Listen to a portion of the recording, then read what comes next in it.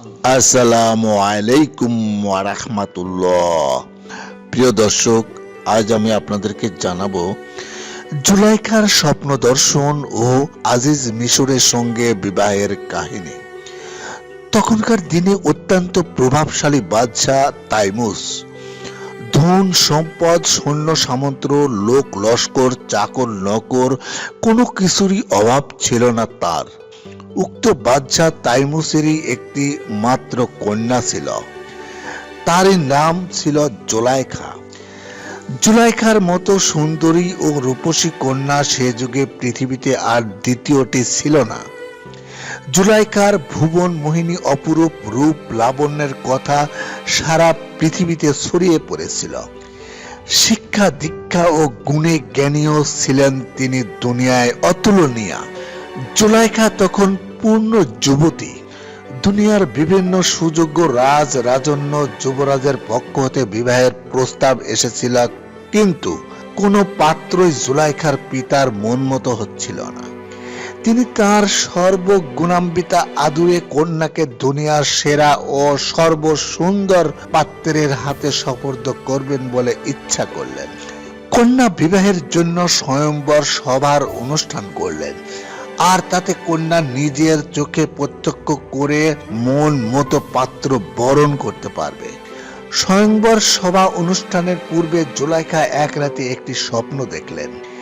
এক ভুবন জোড়ানো রূপবান পাত্র তার দিকে অপলক নেত্রে তাকিয়ে থেকে মৃদু মৃদু হাস্য করছেন, আর তিনি তার দিকে তাকিয়ে তার অপূর্ব রূপ দর্শন করে এমন ভাবে অভিভূত হলেন যে তার দিক হতে আর দৃষ্টি ফিরাইতে পারলেন না। তাকে দেখে জুলাইখার মনে প্রশ্ন জাগল যে এ সুন্দর যুবক কি কোনো জিন নাকি ফেরেশতা? এত রূপ তো কোনো মানুষের মধ্যে হতে পারে না। আর যদি তিনি মানুষই হয়ে থাকেন, তবে তিনি তাকেই নিজের জীবনের সাথী করে নেবেন। তাকে না পেলে তার জীবনে কোনো রকম শান্তি মিলবে না।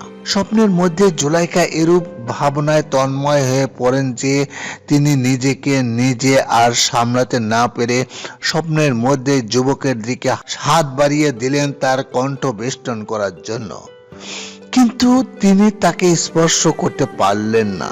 হঠাৎ যুবক কোথায় অদৃশ্য হয়ে গেল। সঙ্গে সঙ্গে জুলাইখার ঘুম ভেঙে গেল। এরূপ স্বপ্ন দেখার পর হতে জুলাইখার প্রকৃতিতে দারুণ পরিবর্তন ঘটল।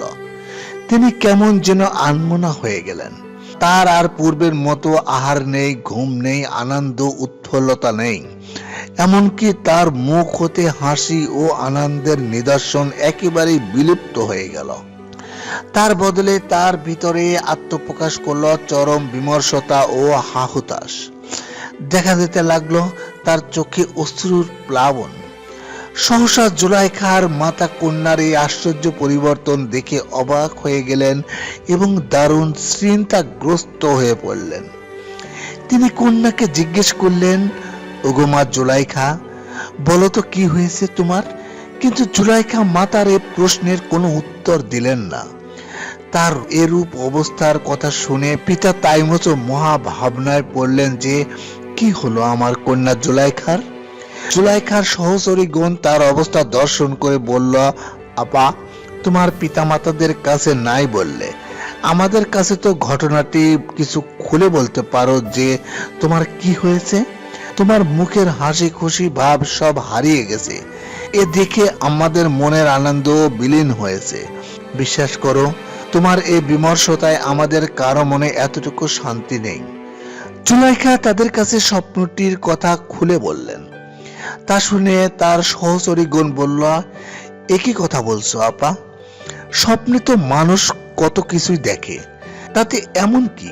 স্বপ্ন কখনো বাস্তব হয় নাকি? স্বপ্নে আমরা তো কখনো আকাশে উড়ে বেড়াই, পাতালে ঢুকে যাই, জাহাজে সাগর ভ্রমণ করি, কিন্তু স্বপ্ন ভাঙার সাথে সাথে সবই শেষ হয়ে যায়।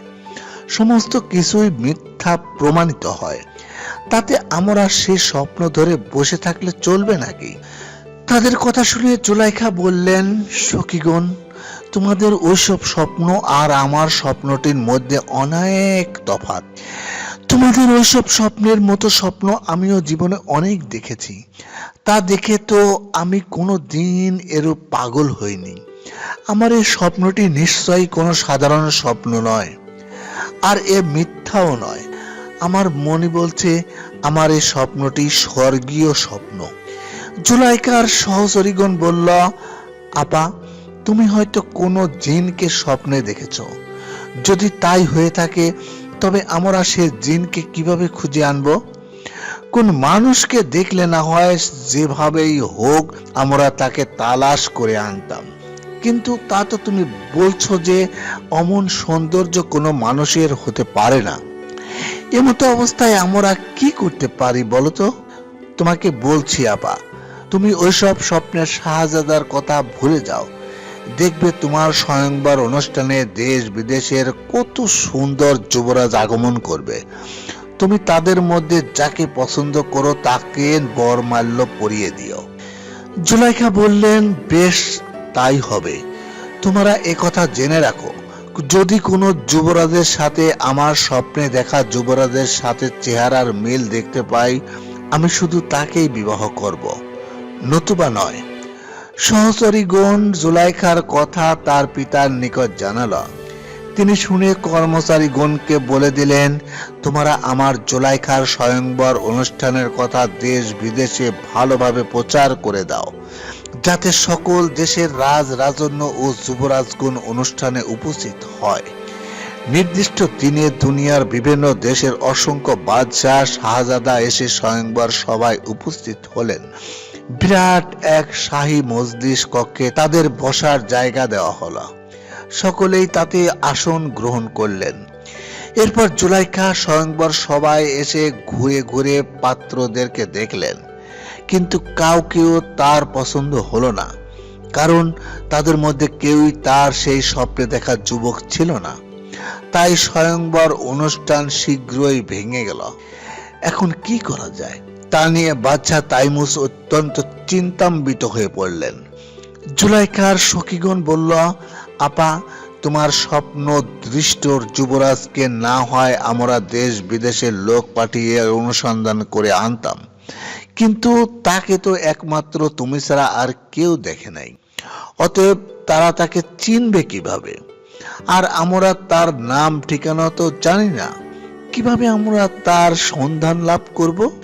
জুলাইখা বলল, সখীগণ, এ তো তোমরা ঠিকই বলেছ, কিন্তু হায়, আমি যে তার নাম ঠিকানা কিছুই জানি না। তবে এ কথা সত্য যে তাকে একবার দেখলেই আমি চিনতে পারবো। তার অপরূপ ছবি ও তার অপূর্ব রূপ আমার হৃদয়ের মধ্যে অঙ্কিত রয়েছে এবং চিরদিনই তা থাকবে। ইতিমধ্যে হঠাৎ একদিন আবার জুলাইখা তার হৃদয়ে অঙ্কিত সে বাদশাহ দাদাকে স্বপ্নে দেখেন। জুলাইখা তাকে দেখেই আনন্দে আত্মহারা হয়ে বললেন, হে আমার প্রিয়তম, তুমি আজ আবার এসেছো? কিন্তু আমি যে এদিকে প্রায় 3 বছর পূর্বে তোমাকে প্রথম দিন দেখার পর হতে এতদিন প্রায় পাগলিনীর মতো হা-হুতাশ করে কাটছি, তুমি কি তার কোনো খবর রাখো? তুমি তো সেদিন আমার সাথে ক্ষণিকের জন্য দেখা দিয়েই অদৃশ্য হয়ে গেলে, আর আমার খোঁজ খবর নিলে না। তুমি কি এতই নিষ্ঠুর?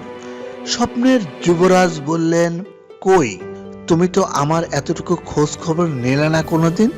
জুলাইখা জবাব দিলেন, আমি তোমার খোঁজ নিব কিভাবে বলো? তুমি তো সেদিন আমার সাথে একটি নজর দেখা দিয়েই পালিয়ে গেলে। তুমি তোমার নাম ঠিকানা পর্যন্ত আমাকে জানিয়ে গেলে না। আমি তোমার খোঁজ করব কিভাবে? এবার স্বপ্নের শাহজাদা বললেন, প্রিয়তমা সুন্দরী, তুমি আমাকে যেমন ভালোবেসেছো আমিও তোমাকে তেমনই ভালোবেসেছি। যেহেতু তোমার মতো সুন্দরী যুবতী পৃথিবীতে দ্বিতীয়টি নেই, তবে জেনে রেখো, আমাকে পেতে হলে তোমাকে অনেক ধৈর্য ধারণ করতে হবে আর দুঃখ কষ্ট সহ্য করতে হবে। তা পারলেই একদিন তোমার ও আমার মিলন হবে। তুমি যদি আমাকে পেতে চাও তবে মিশর দেশে আমাকে অনুসন্ধান করবে। আমার নামের তোমার কোনো প্রয়োজন নেই। আজিজ মিশর অর্থাৎ মিশরের প্রধানমন্ত্রী এ নামের মাধ্যমে আমাকে খোঁজ করলেই চলবে। এ কথাগুলো বলেই স্বপ্নের যুবরাজ আবার অদৃশ্য হয়ে গেলেন। জুলাইখা আবার হাই হাই করতে করতে ঘুম থেকে জেগে গেলেন। এরূপ স্বপ্ন দেখে জুলাইখা তার সহচরীগণকে বললেন, সখীগণ, আবার আমি আমার সেই হৃদয়ের মানুষকে স্বপ্নে দেখেছি। এবার আমার সে মন প্রাণ হরণকারী আমাকে তার ঠিকানা জানিয়ে গেছেন।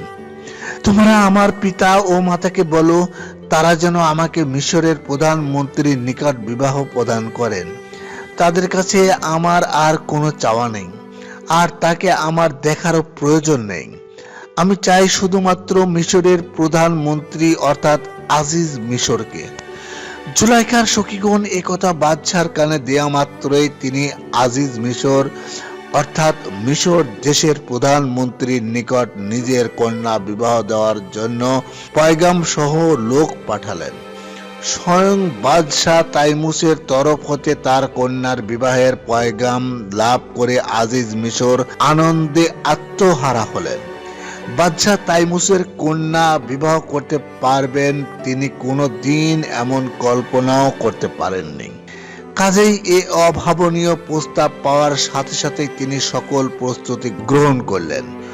অবিলম্বে মহা ধুমধামে জুলাইখার সাথে তার বিবাহ হয়ে গেল।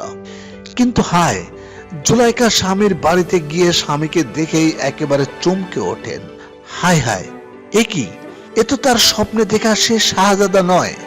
জুলাইখা মনে মনে বলে ওঠেন, হায়, আমি কি সর্বনাশ করলাম?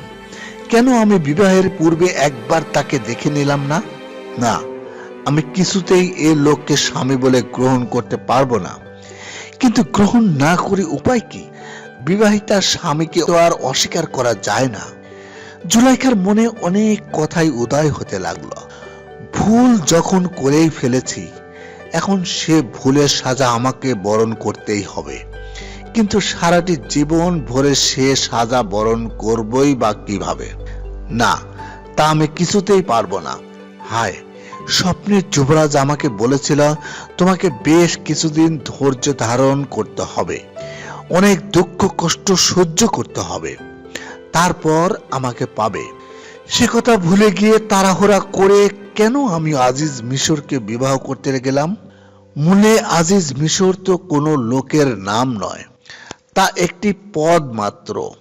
এ তো হতে পারে যে এ ব্যক্তির পরে যিনি আজিজ মিশর হবেন তিনি আমার স্বপ্নের শাহজাদা। মনে মনে এসব কথা বলে ও ভেবে জুলাইখা তার শেষ কথা এটাই স্থির করলেন যে আজিজ মিশর তারই ভুলে স্বামিত্বের অধিকার লাভ করেছে, করুক, কিন্তু তিনি কিছুতেই তাকে তার নিকট হতে সে অধিকার আদায় করতে দিবেন না। অতঃপর আজিজ মিশর যখন তার নবপরিণীতা স্ত্রী জুলাইখার সাথে মিলিত হতে উদ্যত হলেন, তখন জুলাইখা একটি চাতুরীর আশ্রয় গ্রহণ করে তাকে বাধা দিয়ে বললেন, প্রিয়তম, একটি ধৈর্য ধারণ করে আগে আমার একটি বিনীত নিবেদন শুনুন। আজিজ মিশর বললেন, আচ্ছা প্রিয়তমা, বলো তোমার সে নিবেদনটি কি? জুলাইখা বললেন, প্রিয়তম, আপনি আমার ধর্মত স্বামী, আর আমি আপনার সহধর্মিণী। আমি একান্তই আপনার। তবে শুনুন, আমি 7 বছরের জন্য একটা ব্রত করেছি। তার মধ্যে 4টি বছর গত হয়েছে, আর মাত্র 3টি বছর বাকি। এই 3টি বছর অতীত না হওয়া পর্যন্ত দয়াপূর্বক আপনি আমাকে স্পর্শ করবেন না। মাত্র 3টি বছর তো, তা দেখতে দেখতে চলে যাবে। তারপর আপনি আমার জীবন ও যৌবন চিরদিনই উপভোগ করতে পারবেন। আর যদি আপনি আমার এ মিনতি উপেক্ষা করে জোরপূর্বক আমার দেহ স্পর্শ করতে চান, তাহলে আত্মহত্যা করে আমি আমার প্রাণ বিসর্জন দিব। এখন আপনি কোন পথ অবলম্বন করবেন? স্বামী আজিজ মিশর বললেন, আচ্ছা প্রিয়তমা, আমি তোমার আবেদনই মঞ্জুর করলাম, সেভাবেই আমি চলব। জুলাইখা হাঁপ ছেড়ে বাঁচল। অন্তত 3টি বছরের জন্য তিনি রক্ষা পেলেন। এখন তিনি সারা দিন স্বামীর সাথে উঠা বসা, চলাফেরা, খাওয়া দাওয়া, হাসি তামাশা সবকিছুই করেন, কথাবার্তা বলেন, কিন্তু রাত্রিকালে তিনি পৃথক ঘরে ভিন্ন শয্যায় শয়ন করেন আর অপেক্ষা করতে থাকেন তিনি তার স্বপ্নে দেখা সে প্রাণ প্রতিম যুবরাজের। এভাবে বেশ কিছুদিন অতিবাহিত হলো। এরপর একদিন আজিজ মিশরের বাজার হতে পরম সুন্দর সে বালক গোলামটিকে কিনে এনে স্ত্রী জুলাইখার নিকট সমর্পণ করে বললেন, একে পরম যত্নে প্রতিপালন করো, একে আমরা আমাদের পুত্র হিসেবেই গণ্য করব, এর সাথে দাসানুরূপ অর্থাৎ দাসের মতো ব্যবহার করব না। জুলাইখা হযরত ইউসুফের দিকে তাকানো মাত্র যেন চমকে উঠলেন। এ কে? এ যে আমার সে প্রাণ প্রিয়তম স্বপ্নে দেখা যুবরাজ। ওহে খোদা, তবে এতদিন পরে তুমি আমার হৃদয়ের ধ্যান, কামনা, আশা সে প্রাণপ্রিয়তমাকে আমার নিকটে এনে দিলে। জুলাইখা আনন্দে উৎফুল্ল হলেন এবং হযরত ইউসুফ আলাইহিস সালামকে মনে প্রাণে আদর যত্নে প্রতিপালন করতে লাগলেন। হযরত ইউসুফ আলাইহিস সালাম আল্লাহ তাআলার ভাবী নবী, তার মধ্যে নিয়তি রয়েছে আল্লাহ তাআলার খাস রহমত এবং অসীম বরকত। সুতরাং তাকে খরিদ করে আনার পর হতেই আজিজ মিশরের অদৃষ্ট তার প্রতি সুপ্রসন্ন হতে লাগলো। সুখ, শান্তি, সুনাম, সুযশ, ঐশ্বর্য, বিভব, উন্নতি ও সাফল্য চারদিক হতে তার নিকট ধরা দিতে লাগলো। আজিজ মিশরের একথা বুঝতেও আর বাকি থাকলো না যে এ সব কিছুই তার খরিদকৃত বালকটির ওসিলায় হচ্ছে। অতএব তিনিও ইউসুফ আলাইহিস সালামকে অত্যন্ত স্নেহ ও আদর করতে লাগলেন। প্রিয় দর্শক, আশা করি সবাই বুঝতে পেরেছেন যে জুলাইখার স্বপ্ন দেখা এবং আজিজ মিশরের সঙ্গে বিবাহের কাহিনী। যারা চ্যানেলটিতে নতুন এসেছেন তাদেরকে অনুরোধ করছি সাবস্ক্রাইব, শেয়ার এবং লাইক করার জন্য এবং সেই সঙ্গে ইসলামী বিভিন্ন বিষয় প্রচারে সহযোগিতা করার জন্য। সবাই ভালো থাকবেন। আল্লাহ হাফেজ।